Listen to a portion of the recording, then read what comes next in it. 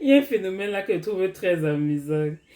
Certaines personnes voient les gens qui ont réussi dans la vie, qui ont beaucoup d'argent et tout, ils disent que, ou bien ces personnes-là disent que, oh, il est bien, il a beaucoup d'argent. Il est riche, il a beaucoup d'argent. C'est tout ce que ces personnes-là voient. Il a beaucoup d'argent.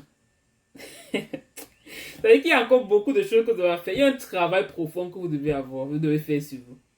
Ce n'est pas, c'est pas qu'il a beaucoup d'argent. C'est qu'il a un mindset terrible, c'est ça. Il a un bon mindset.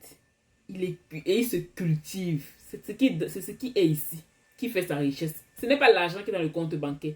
Vous savez pourquoi? Il y a de cela environ 30 ans. Le fonctionnement de l'argent, c'était pas pareil comme aujourd'hui. C'est pas ce que vous avez constaté, c'était pas pareil.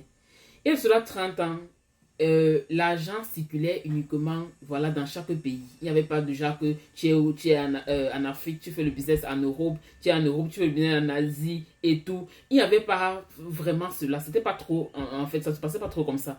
Maintenant, au fur et à mesure que le temps passe, les choses évoluent, voilà.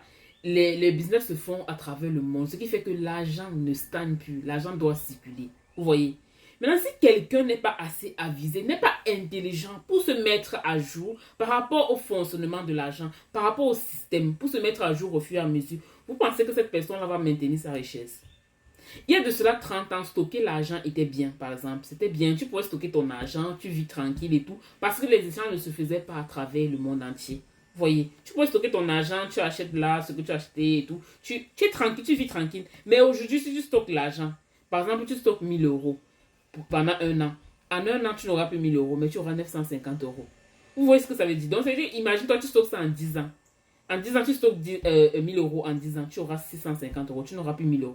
Donc, c'est pour vous dire que ne félicitez pas le fait d'être riche, d'avoir l'argent.